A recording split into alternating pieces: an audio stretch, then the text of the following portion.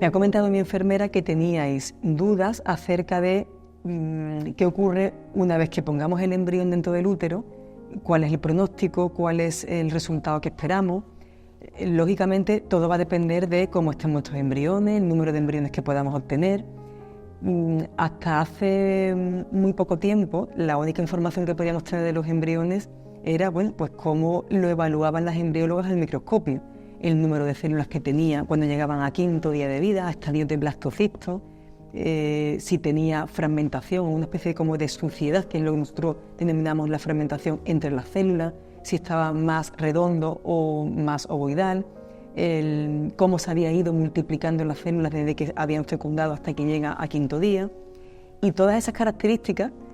pues le da una puntuación al embrión y lo hace tener más probabilidad de embarazo o menos, pero la información es muy pobre realmente, en la que hemos tenido hasta hace poco. La otra opción que teníamos era, y que seguimos teniendo, es tomarle una biopsia al embrión para analizar los cromosomas, que es realmente de lo que depende no solamente que el embrión esté sano y que vayamos a tener un recién nacido sano, sin ningún síndrome asociado a anomalías cromosómicas,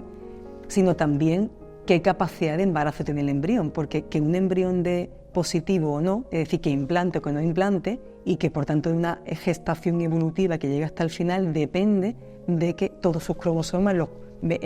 46 cromosomas, los tenga perfecto, que tenga el material genético completamente ordenado.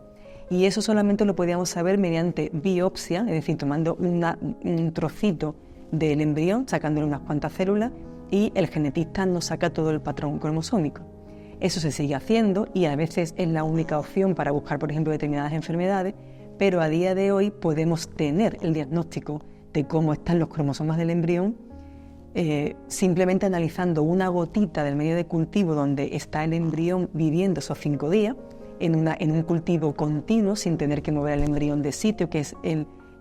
la forma de incubación actual en la que deben tener todos los laboratorios. Se toma una gotita de ese medio de cultivo donde ha estado, como digo, respirando y alimentándose, y de esa gotita se saca todo el material genético que el embrión ha ido expulsando al medio.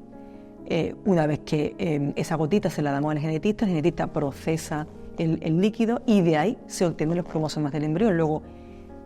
tenemos un diagnóstico muy certero de cómo está el embrión antes de ponerlo en el útero, de manera que una vez que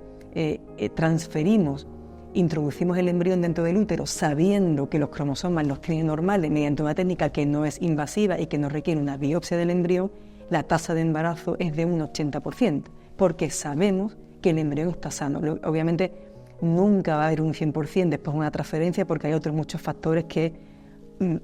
no los podemos ni controlar. Pero una pareja que le hace un diagnóstico a todos los embriones que se obtienen de fecundación in vitro y además un diagnóstico que no invade el embrión, pues en una o dos transferencias consigue su embarazo.